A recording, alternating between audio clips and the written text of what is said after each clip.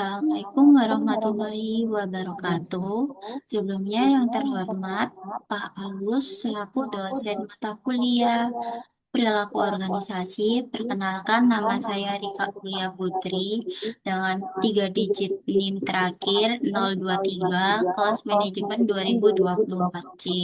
Di sini saya akan menjelaskan mengana- menganalisis peran persepsi dalam keputusan organisasi.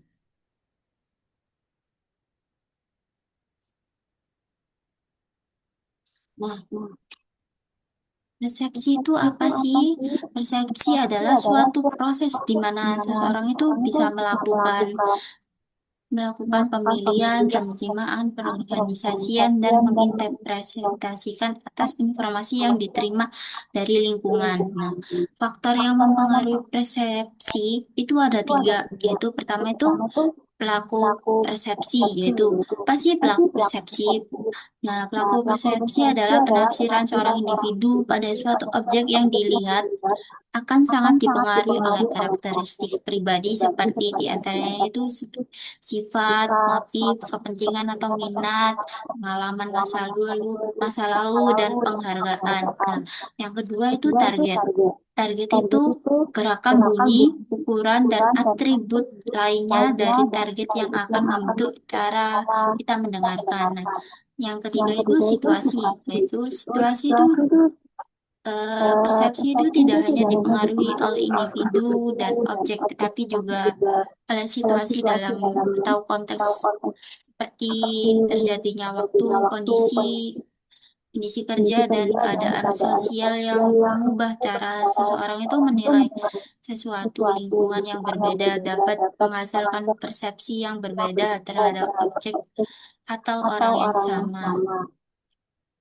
Selanjutnya itu membuat penilaian mengenai orang lain, yaitu eh, nah, di sini itu ada dua teori, yaitu pertama teori atribusi, yang kedua itu jalan pintas persepsi. Nah, di sini saya akan menjelaskan tentang teori atribusi terlebih dahulu. Yang pertama, teori atribusi itu menjelaskan bahwa ketika seseorang itu mengamati perilaku orang lain, yaitu akan berusaha menentukan apakah perilaku tersebut disebabkan oleh faktor internal seperti sifat, motivasi, atau kepribadian, nah, atau faktor eksternal itu seperti situasi dan lingkungan. Nah, penilaian ini itu membantu individu itu memahami sebab dari suatu perilaku. Nah, penentuan apakah perilaku ini itu merupakan penyebab eksternal atau internal itu bergantung pada tiga faktor. Faktor utamanya itu kekhususan apakah itu seorang individu itu memperlihatkan perilaku yang berbeda dari situasi yang berbeda. Yang kedua itu konsensus, yaitu jika setiap orang itu menghadapi situasi yang serupa, bereaksi dengan cara yang sama. Yang ketiga, konsistensi, yaitu apakah seorang itu memberikan reaksi yang sama dari waktu ke waktu. Selanjutnya, yaitu bagian teori atribusi seperti digambar. Selanjutnya itu yaitu jalan pintas yang kedua. Nah, jalan pintas itu adalah cara cepat seorang itu menilai atau menyimpulkan artian sebuah objek atau stimulus yang menggunakan pola tertentu. Nah, pola tersebut itu ada lima, yaitu pertama itu pola selektif. Nah, pola selektif itu menginterpretasikan secara selektif apakah yang dilihat seorang itu berdasarkan minat, latar belakang, pengalaman, dan sikap. Yang kedua itu efek halo, yaitu membuat sebuah gambaran umum tentang seorang individu yang berdasarkan sebuah karakteristik. Yang ketiga yaitu efek kontrak evaluasi karakteristik, yaitu seorang yang dipengaruhi oleh perbandingan dengan orang lain yang baru ditemui yang mendapat nilai lebih tinggi atau lebih rendah untuk karakteristik yang sama. Yang keempat itu proyeksi menghubungkan karakteristik diri sendiri dengan individu lain. Nah, Yang kelima, pembentukan stereotip, yaitu menilai seorang itu berdasarkan persepsi tentang kelompok di mana itu ia tergantung ia bergabung gitu. Selanjutnya yaitu penerapan persepsi dalam organisasi, yaitu yang pertama itu wawancara karyawan. Penilaian dalam wawancara itu sering dipengaruhi persepsi subjektif pewawancaraan, sehingga itu hasilnya bisa berbeda dan kurang akurat. Yang kedua itu penerapan kinerja, yaitu ekspektasi atasan itu terhadap karyawan dapat mempengaruhi perilaku karyawan tersebut. Jika harapan rendah, karyawan cenderung bekerja sesuai ekspektasi tersebut. Nah, yang ketiga ini evaluasi kinerja, yaitu penilaian kinerja banyak dipengaruhi persep, persepsi penilaian, meskipun bisa objektif, seringkali terdapat unsur subjektif yang mempengaruhi hasil akhir. Yang keempat ini upaya karyawan, yaitu penilaian terhadap usaha karyawan sering bersifat subjektif dan rentan terhadap bias, bukan hanya berdasarkan hasil kerja. Yang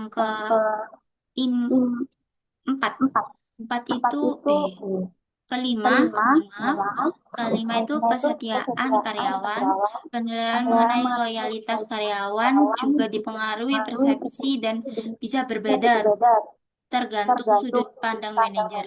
Yang keenam ini, yang terakhir, yaitu pembentukan profil organisasi itu kadang membentuk stereotip eh, terhadap kelompok tertentu. Misalnya itu berdasarkan apa itu ras atau etnis. Nah, untuk kepentingan seleksi atau investigasi. Selanjutnya, yaitu pengumpulan keputusan. Nah, definisi maaf, selanjutnya itu pengambilan keputusan. Di sini typo. Definisi pengambilan keputusan itu adalah pengambilan itu sendiri suatu cara untuk digunakan untuk memberikan suatu pendapatan yang dapat menyelesaikan suatu masalah dengan cara atau teknik tertentu agar dapat diterima oleh semua pihak. Nah, proses pengambilan keputusan ini dibagi menjadi dua, yaitu pertama itu model rasional, yaitu 6 langkah dalam model pengambilan keputusan rasional itu diurutkan dari ditetapkan masalah, identifikasi masalah, alokasi masalah, alternatifnya evaluasi, terus pilihan alternatif yang terbaik untuk masalah itu tersebut. Nah, yang kedua itu asumsi modal ya. Modal itu pengambilan keputusan rasional yang baru saja digambarkan mengandung sejumlah asumsi sebagai berikut, yaitu kejelasan masalah, pilihan yang pilihan yang belum diketahui atau sudah diketahui, pilihan yang jelas, pilihan yang konstan, tidak ada batasan waktu atau biaya. Yang selanjutnya pen- pelunasan maksimum.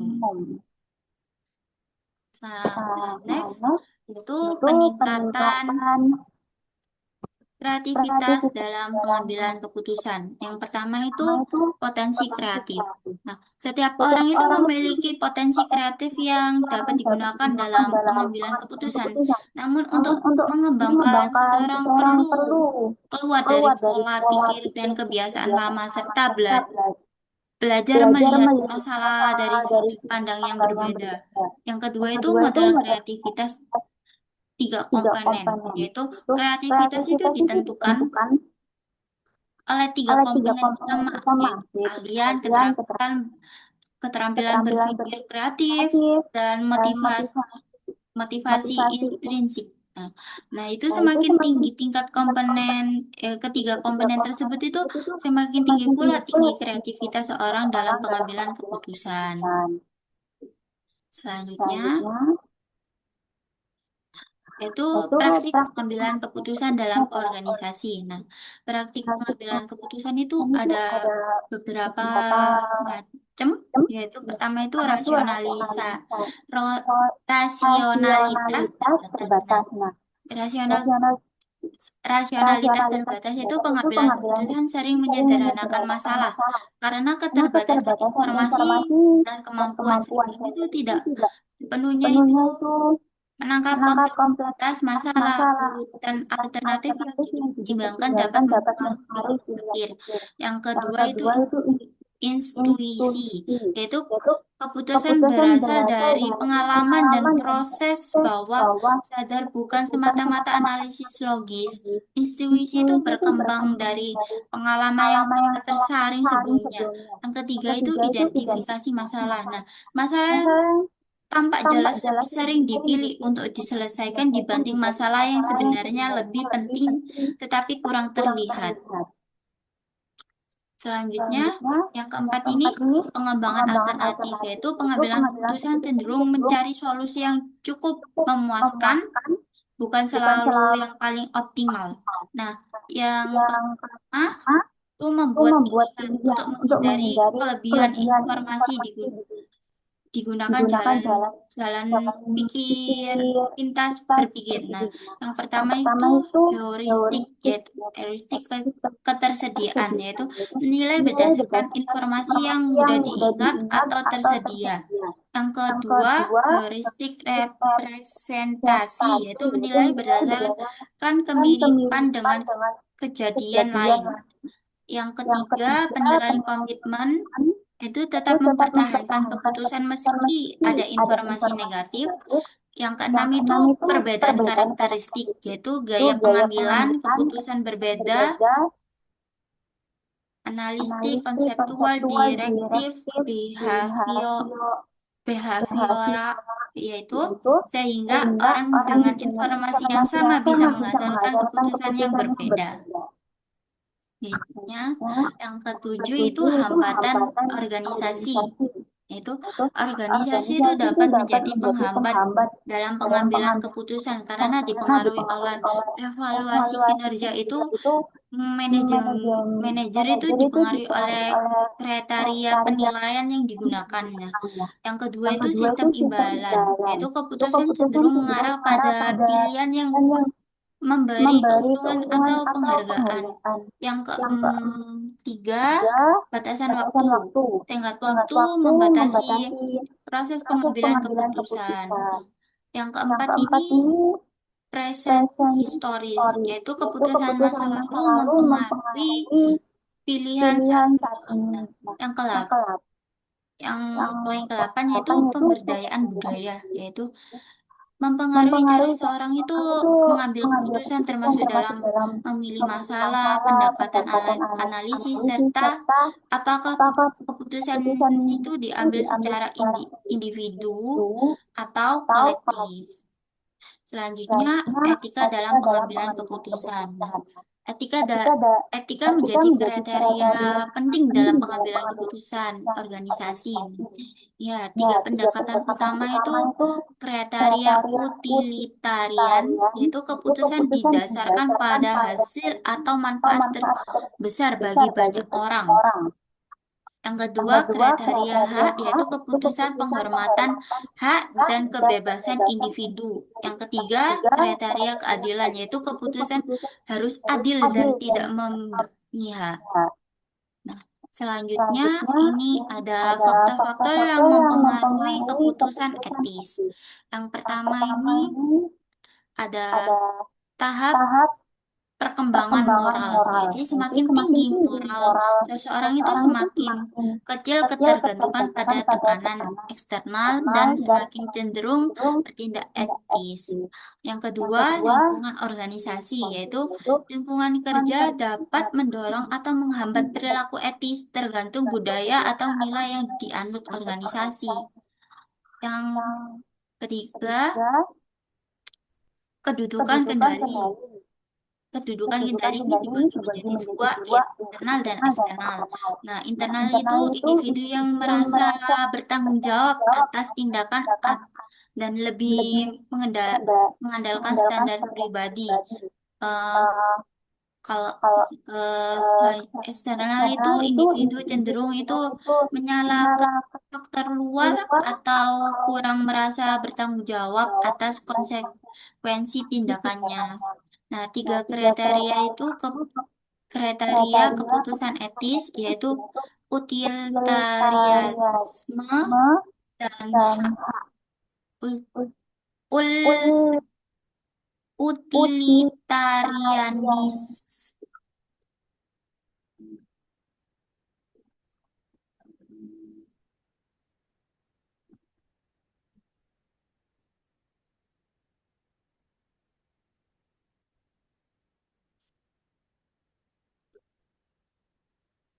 Tiga kriteria keputusan etis yaitu utilitarianisme, yaitu keputusan yang diambil untuk memberikan manfaat terbesar bagi jumlah orang terbanyak dengan menekankan efisiensi, produktivitas, dan keuntungan.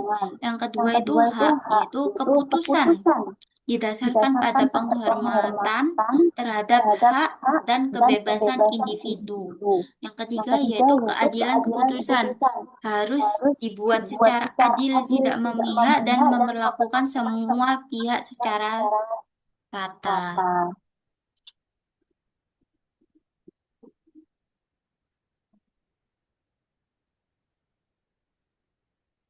Selanjutnya itu hubungan antara persepsi dan pengambilan keputusan.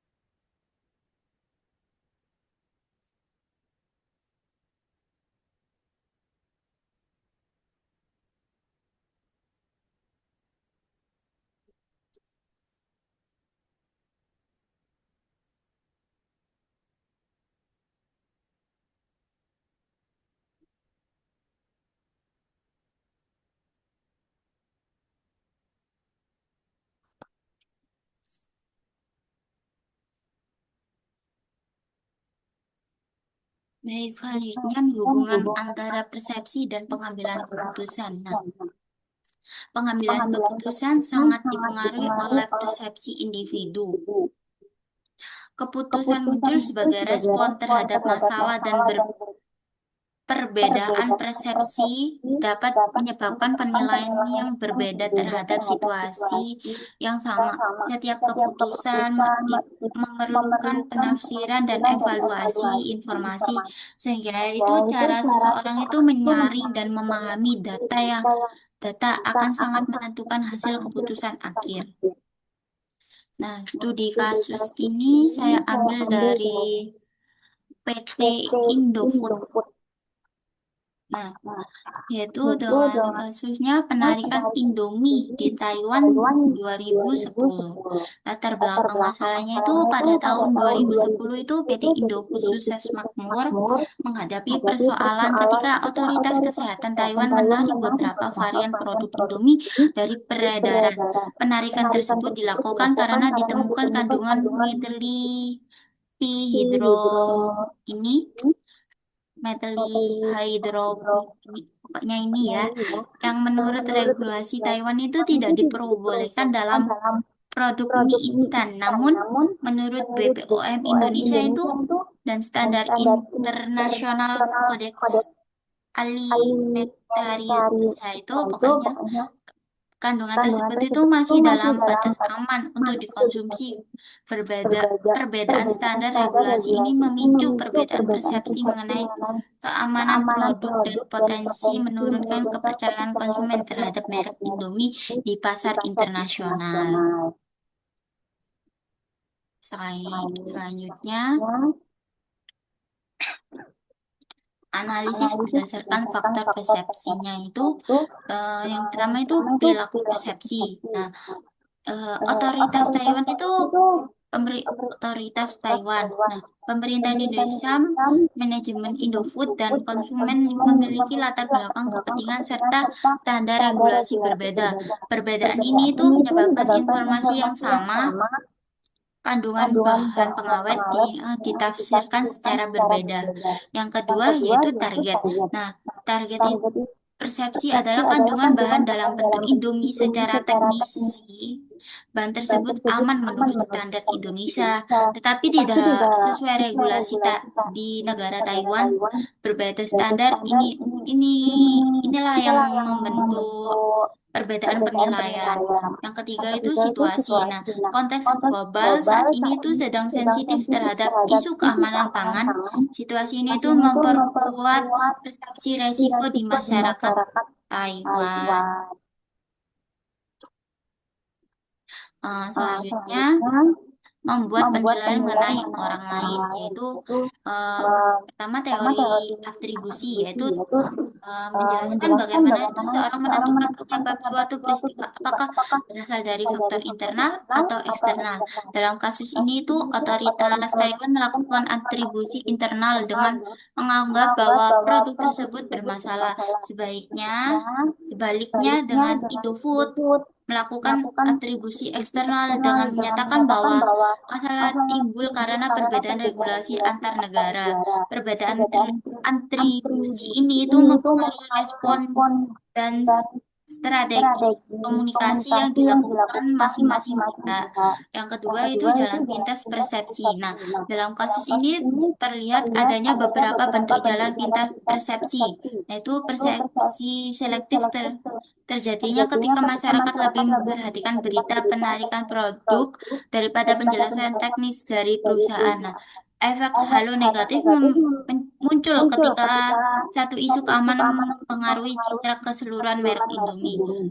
Heuristik ini ketersediaan juga terjadi karena konsumen menilai tingkat resiko berdasar informasi yang paling sering muncul di media. Bias ini tuh mempercepat terbentuknya opini publik yang kurang menguntungkan perusahaan. Selanjutnya itu penerapan persepsi dalam organisasi. Dalam kasus Indomie tadi, itu pertama itu wawancara karyawan, yaitu penilaian sering dipengaruhi persepsi subjektif. Dalam kasus Indofood, ini manajemen itu bisa saja langsung menganggap divisi tertentu bermasalah tanpa melihat faktor eksternal seperti perbedaan regulasi di Taiwan. Yang kedua, pengharapan kinerja, yaitu ekspektasi atasan terhadap karyawan itu dalam kasus Indofood ini, kepercayaan manajemen terhadap kemampuan tim komunikasi dan regulasi sangat penting untuk mengatasi krisis secara efektif. Yang ketiga, evaluasi kinerja, yaitu penilaian kinerja tidak selalu sepenuhnya objektif. Dalam kasus ini, evaluasi bisa bias jika hanya berfokus pada hasil penarikan produk tanpa mempertimbangkan konteks regulasi. Yang keempat ini regulasi. Empat, upaya karyawan, yaitu usaha karyawan dalam menangani krisis prinsip dipersepsikan berbeda oleh atasan. Meskipun bekerja keras, hasil yang belum terlihat bisa dianggap kurang maksimal. Yang kelima yaitu kesetiaan karyawan. Nah, loyalitas ini dinilai berdasarkan persepsi manajemen. Dalam situasi krisis, sikap krisis bisa dipersepsikan negatif meskipun bertujuan memperbaiki keadaan. Nah, yang keenam itu pembentukan profil, yaitu organisasi itu dapat membentuk stereotipnya terhadap pasar atau kelompok tertentu. Dalam kasus ini, manajemen bisa menganggap negara tertentu lebih beresiko karena regulasi yang ketat.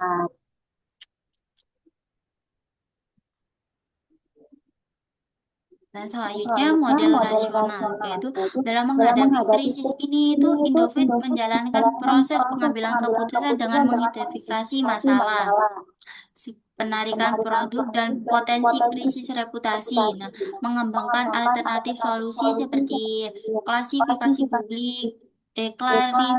publik, reformulasi produk, penghentian distribusi. Nah, serta mengevaluasi mengevaluasi dampak masing-masing alternatif. Nah, keputusan akhirnya adalah memberikan klarifikasi resmi dan menentukan komposisi produk agar sesuai dengan regulasi Taiwan. Proses ini itu mencerminkan upaya penggunaan model rasional dalam pengambilan keputusan. Selanjutnya, yaitu re- rasionalitas terbatas. Nah, itu meskipun berupaya rasional keputusan meskipun berupaya rasional, keputusan yang diambil dalam kondisi rasionalitas terbatas karena adanya tekanan waktu, pemberitaan media yang cepat, serta resiko finansial dan reputasi. Dalam dalam kondisi seperti ini itu manajemen tidak memiliki informasi yang sepenuhnya lengkap dan harus bertindak cepat untuk minimal, meminimalkan dampak negatifnya. Selanjutnya yaitu etika dalam pengambilan keputusan. Nah, keputusan itu juga perlu dilihat dari sudut pandang etika secara utilitarian, yaitu keputusan diambil untuk menjaga keberlanjutan perusahaan dan kepentingan banyak pihak. Dari sisi hak, perusahaan berkewajiban memberikan informasi yang transparan kepada konsumen.